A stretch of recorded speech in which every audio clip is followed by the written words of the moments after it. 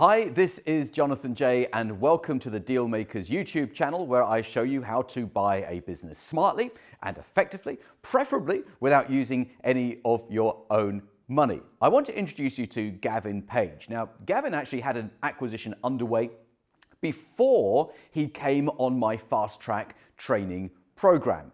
And what you're going to hear and see in this interview is how Gavin has modified his approach so that after the training, he did the next acquisition faster and smoother and better than the first one. It's a great story. Gavin is growing a group of companies in Manchester, England, and he's doing it entirely via acquisition. And if you'd like to be on the same training program that Gavin was on, it's called the FastTrack training program, and I put a link in the video description below. And don't forget, subscribe to the channel as well. Enjoy the video, have fun.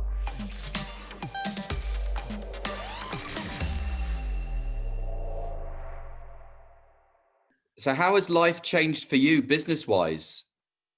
Well, we out over the three businesses, the D-side one, North Wales Printers, that's around 80% capacity at the minute, so that's great. And what I've tried to do is build my business around niche markets in the print world. So instead of just having commodity print like Solo Press or Vista, you know, we're not interested in that. We want to build relationships with people for the long term. And the printers I'm looking at have all got their own little specialised market areas, pockets where I know there's still profit to be made, and that's the way I'm doing it. So tell me about your first acquisition, Gavin. Yeah, so the first acquisition, it's somebody phoned me out the blue, a set of accountants per se in Cheshire, and said would I be interested in this particular business in D-side, and I said, yeah, we'll have a look at it. Obviously, I'd never even thought about acquisition prior to this. It was something that I thought, well, I'm not qualified to do. You know, sure. I don't have the skill set to do it. And looking back now, obviously, it's total bollocks that because anybody can do it if you put your mind to it.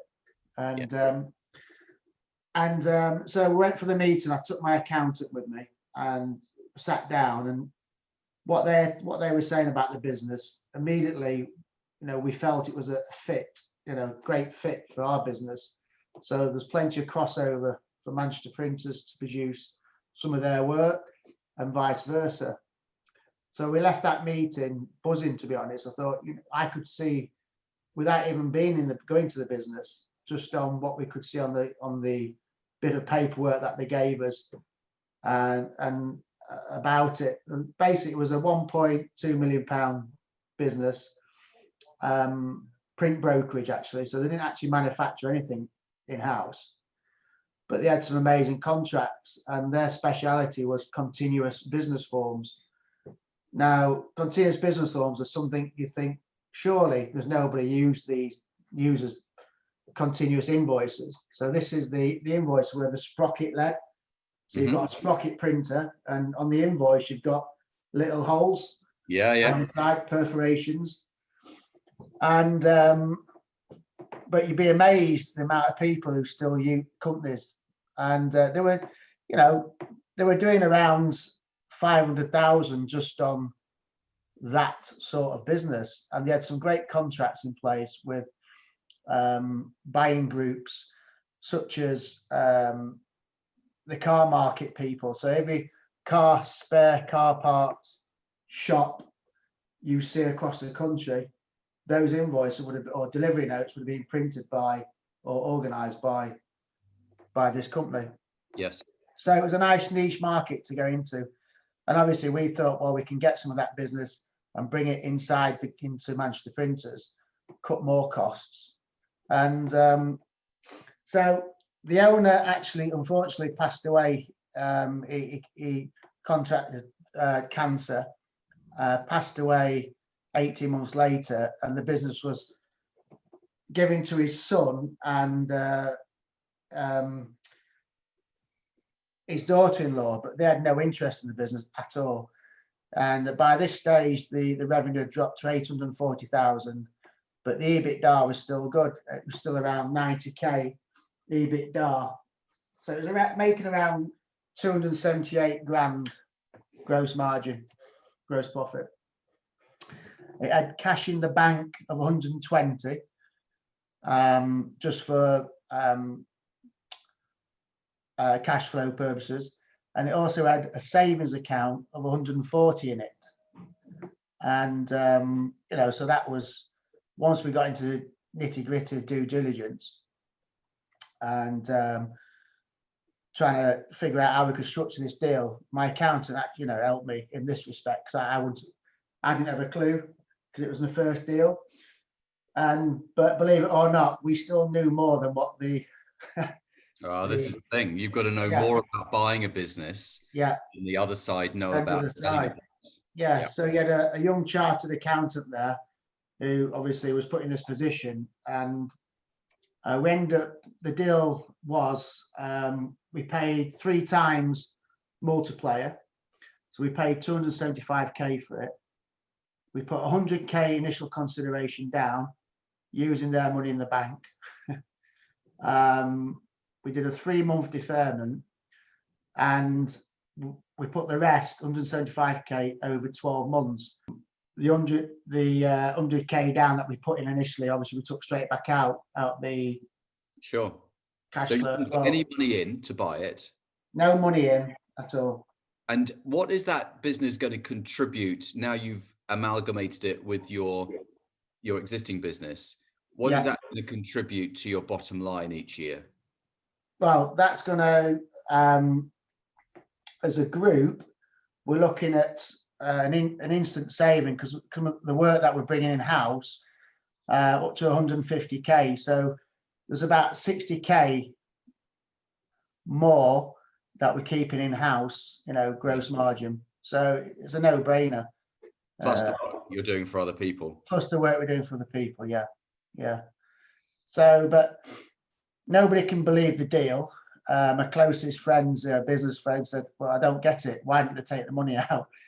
I said, and I didn't realise the enormity of what we'd done. The deal itself. It's a great deal. It's a classic Jonathan J deal. It's a fantastic deal. Well done. So that was my first one, and obviously, I didn't actively look for any other businesses. If something dropped in, I'd look at it, or try and, or through my network, ask the questions. But it was only when somebody mentioned your name, have you tried Jonathan J? Listen to his podcasts. And so I started doing that. And obviously then I thought, I get this. I need to get on your mastermind course. And that's when we spoke way back in February, March, I think it was. I remember. Yeah. Little did you realize when you listened to the podcast last year that you'd end up being on the podcast a year later. That's right. And I remember we had this Zoom chat on a Saturday morning before COVID, in February, I think it was. And I questioned, am I the right person for doing this course? And you said yes. So it's just having self-belief that you can do it. Can you remember why I said yes? I would have given you a reason, I think. People buy from people. And I think you probably said I'm likable. I did say that. Yes, I remember. Yeah. And so, and I think it's very important. And what I have learned since is that's absolutely true. I've tried to do deals with other companies, but for whatever reason, that person will not sell to me. It'll always try and put an obstacle in the way, and that's just down to clash of personalities. Sure, absolutely. So tell us about, let's move on to the second acquisition then. So the first one, steep learning curve. Yeah. You did it and it turned out to be a great result. Yeah. Tell us about the second.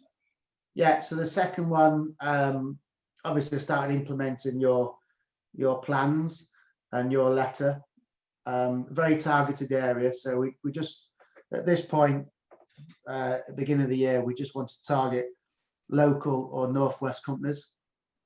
And I got all my data through Endol. So I found, even though we use Credit Safe as our number one,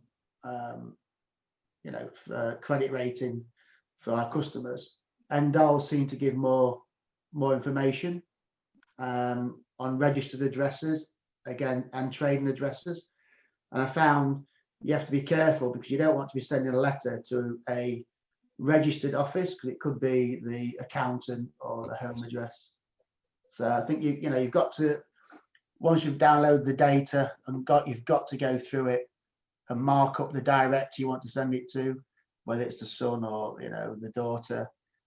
Make sure it goes to the right trading address, just little things like that. And there's no set criteria. Obviously, I didn't want a home style print business. I wanted something over 300k at least, to try and I know you always say, well, whether it's 300k or 300 million, all deals are the same, and I agree, but you're still going to build your confidence up.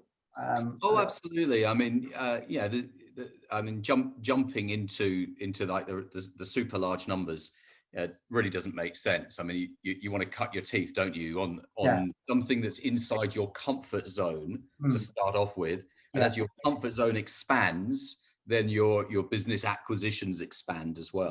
Yeah.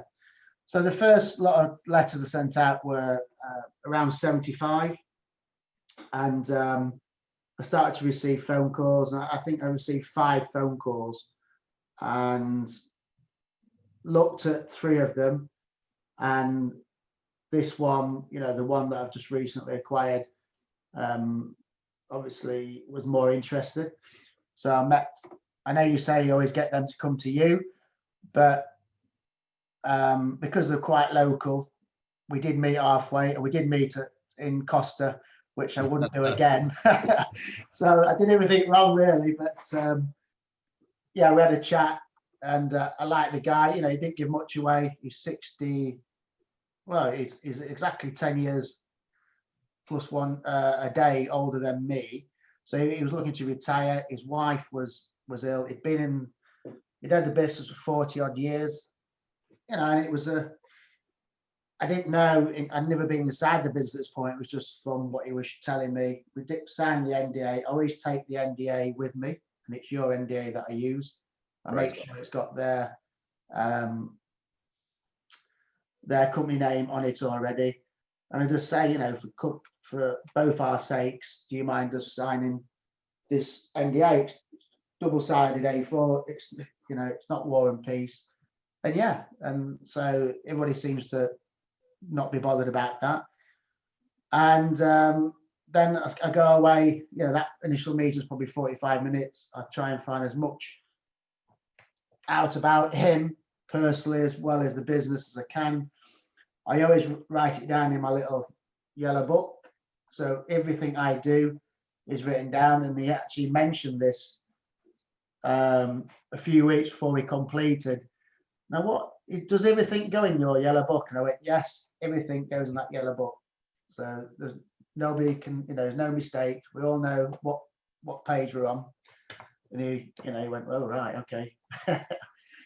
And so this one, he had 2 businesses basically under one roof. Bizarre. So he bought another business, or it'd been handed to him, I think, in 2014. And combined, they do, well, it was doing over 500,000. It's dropped to 400k now. The EBITDA was 25k last year, gross margin of 264k. It's got cash in bank of 70k. And I actually end up doing a 1.6 multiplier. So I paid 40k for it. It also had machine assets of 42k, because I had those valued up in my due diligence process. So we did a 30k initial consideration with a 3-month deferment. Now I like the 3-month deferment because it gives me time to get in there, sort things out that I need to, and then make sure the cash is going to start flowing. So I think that's really important to put that in there. And then we just did a short 6-month earn out over of 1.6k. Again, very niche market, high end stationery, and we've got some fantastic clients, B2B clients, life insurance companies, one really massive funeral company, which are nationwide, and they're doing very well at the minute. So again, they've got the niche market, and that's what I like. And the skill set they've got in there is fantastic. But just looking at, doing the due diligence, just the way they buy paper, for example, I can make 30 grand just by switching the paper supplier to our group buying supplier. Sure. Yeah. So I've not done anything, and I've made 30 grand straight away. So did you use any of your own money to buy this business? No, not at all. So we used his cash in the bank, 70k for initial consideration, which was 30k, and we've not used anything. We're applying now for the bounce back loans for both companies. Yes. So touch wood, we'll get 50k each for those. That's just going to be put to one side if we need it.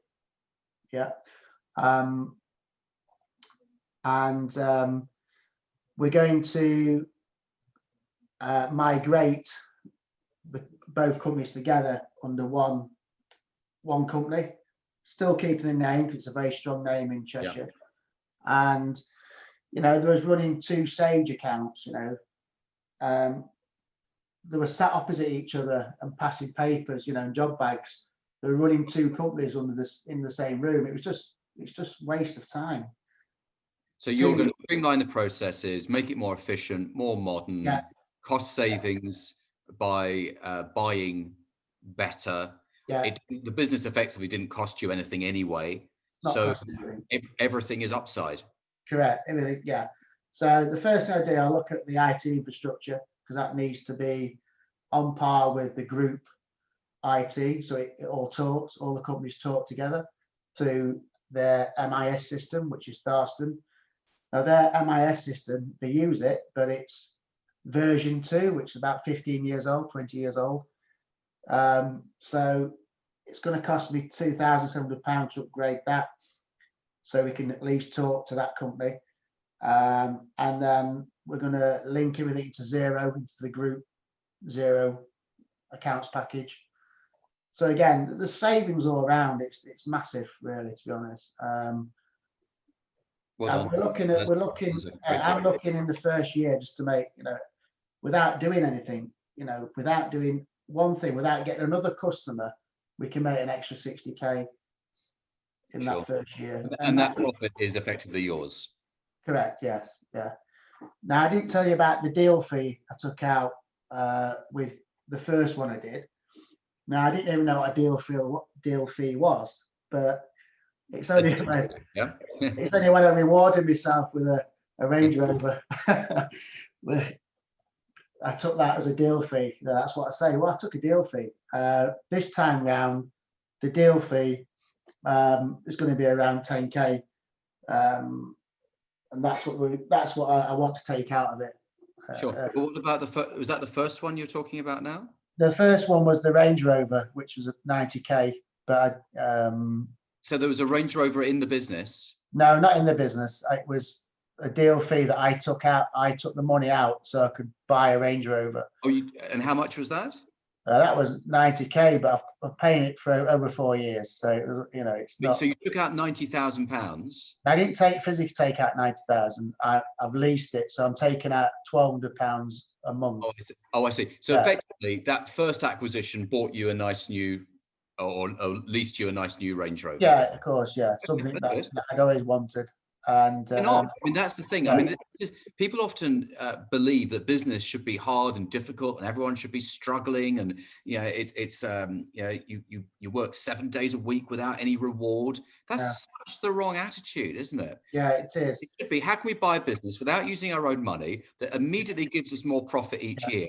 Plus, in your case, you upgraded your vehicle as a result of buying that business. And it, just self-esteem made me feel better, and it's something I always wanted.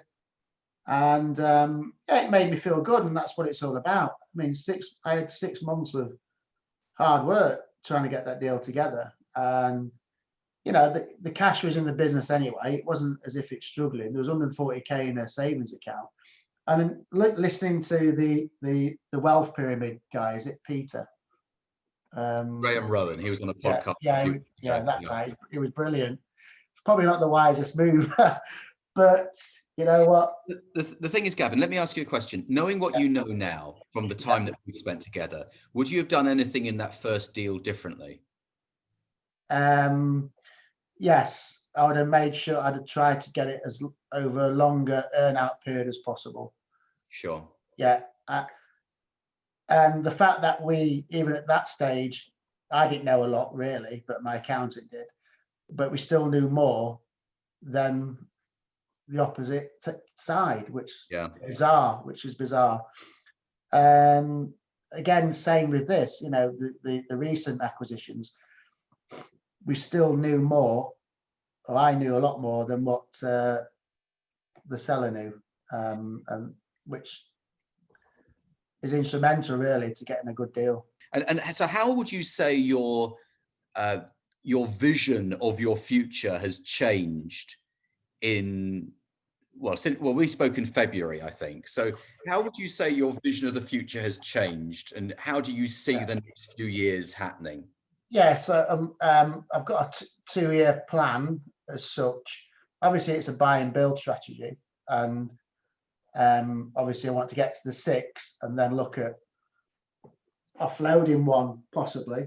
Who knows? At the end of the day, though, my aim is for each business to give me a dividend, and you know, no matter how big or small, as long as we've got, you know, a nice income. I mean, if we get this right, I'm looking at, I want to take at least 50k as a dividend out of each company, and that's my strategy. And across how many businesses? Well, my initial is 6 at the moment that I'm looking at. Right, so that's a decent annual income, isn't it? You know, for me that'd be amazing. But I enjoy doing what I do. You know, I don't like the day-to-day stuff. Even though sometimes I have to be in the day-to-day initially. Yes. What I am finding hard at the minute is because of the situation, and we haven't got full, you know, all the staff in. I'm having to be more involved in the business, or in the businesses, just to stabilize them and offer a bit of support there. But my aim is obviously to have the management team in place, which under normal circumstances we would have. You know, I wouldn't need to be in the business as much.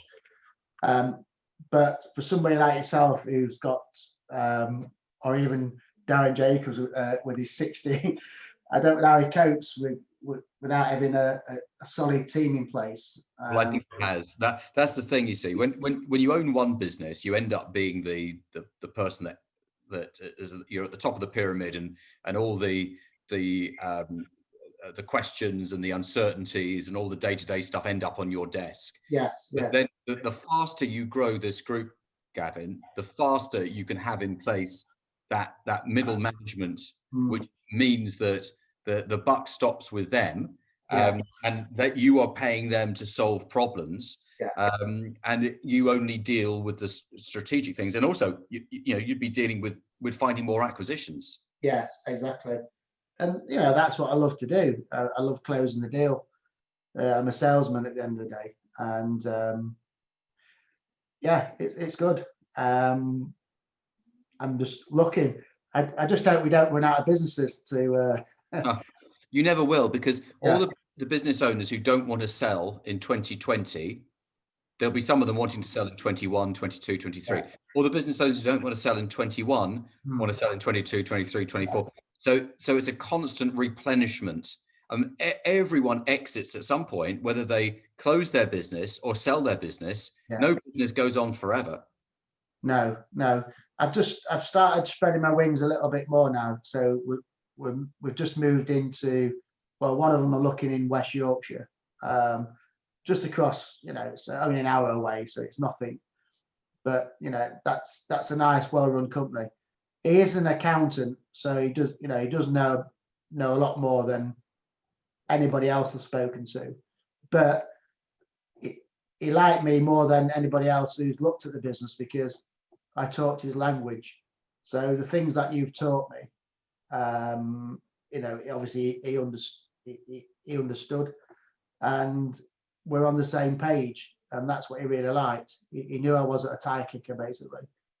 Yeah, you came across as a professional. Yes, yeah, you already done these other acquisitions. You knew what you were doing. You spoke, as you say, the same language. A professional acquirer's language. Yeah. And obviously, well, I've just completed on 2 businesses last Friday, so I couldn't get back to you with the notes. All the stuff that you teach us, which is great, and it works. At the end of the day, it works. So what would your parting words be to anyone who's been listening to the podcast? I mean, we're up to what, 108, 109 episodes now. What would you say to someone who's been listening to the podcast but hasn't quite taken the leap into doing something? Ask yourself, why not? What's stopping you from doing it? You've got a great support team around them, with yourself, all the knowledge you've got, all your deal team, all that knowledge is on the table. If they're part of your mastermind group, if they're not part of your mastermind group, why not? That's what I say. Don't be scared. It's just about having a conversation with somebody else who's looking to exit. Yes, you won't do every deal. Hence why you need the deal flow, but don't get beat up. Initially, before I knew you, Jonathan, I was looking at trying to buy a business, and I beat myself up. I really wanted it. It was round the corner. I could see the benefits of owning it, but it was never going to happen. The owner didn't like me. No matter how much I tried to woo him, I couldn't get past first base. So, and that company ended up going into liquidation. He'd rather liquidate the company than sell it to me. There was nobody else interested. It was just bizarre. So don't get beat up. That's what I've learned about if a business, an acquisition doesn't come off, move on to the next one. Like you say, there's always one out there that's got your name on it. And on that note, Gavin Page, thank you for a great interview and good luck with the next one. Thank you very much, Jonathan. All down to you. Wasn't that a great story? Gavin is an example of what happens when you take someone who's got enthusiasm and motivation and takes action and overcomes procrastination, combined with knowledge and confidence and training to know exactly what to do. If you'd like to join the same training that Gavin went on, the FastTrack program, there is a link in the video description below. We've got a program starting in a couple of weeks' time. If you want to jump on the program, I'll see you there, and I will teach you how to buy a business successfully and professionally. I'll see you then.